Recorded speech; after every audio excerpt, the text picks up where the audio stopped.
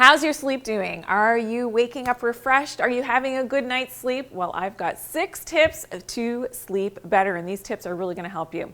Okay, tip number 1 is to make sure it's dark in your home, in your environment after dark. So after the sun has set, and this is based on our circadian biology, our circadian rhythms, which is a 24 or so hour cycle, this is really dependent on how our brain and all of our clock mechanisms work in our body. And if it's not dark in our environment after the sun has set, that starts to send some mixed messages to our brain, to our central nervous system, to all of our organs, and to our melatonin that it is not, in fact, nighttime and it's time to sleep. So this is really important in your home that you are shutting down the lights. If you do need to have lights on, something like a red light is actually more beneficial because it's not going to spike the blue. It's the blue wavelength of light, which unfortunately is in most of our modern light bulbs. Unfortunately, that really wakes up the brain and suppresses our melatonin, as found in a lot of research now. You always want to make sure that your lights are not also after dark coming from overhead, because that sort of simulates to our brain, to our eyes, that the sun is out because it's above us. So keeping your lights lower to the ground is going to be more beneficial for your circadian biology and your melatonin levels.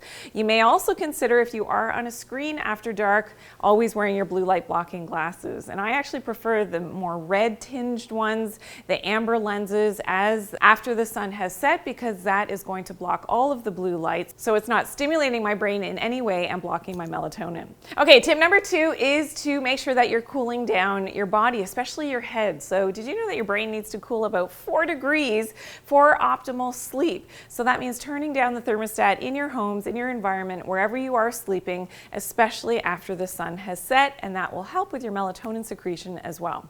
Okay, tip number 3 is to look at the morning light. So seeing that sunrise, or as close to sunrise as you possibly can, you've got to go and see that natural sunlight. And being directly in contact with that natural sunlight, which is full spectrum light, getting it into your eyes and onto your skin, very important. So don't have any barrier there. So no sunscreen, make sure you're not wearing glasses or contacts, especially, that you're getting that full spectrum light in the eyes, and this will help for you actually to make your melatonin for its release from your pineal gland later at night when you need to sleep. Okay, tip number 4 is to limit your caffeine consumption, and the time of day when you cut that off becomes very important. So if you're super sensitive, you're not sleeping, I would say cut off your caffeine at 10 a.m. This is because the half-life of caffeine is about 7 hours. So what that means, if you have your last coffee at 10 a.m., about half of it is gone only by 5 p.m., and your body then needs another 6 to 7 hours to clear the rest of that caffeine before bedtime. So really do your best to limit that caffeine. Getting off of caffeine completely may be an advantage as well if you are super sensitive, to really help to get your circadian rhythms in sync and getting that good night's sleep.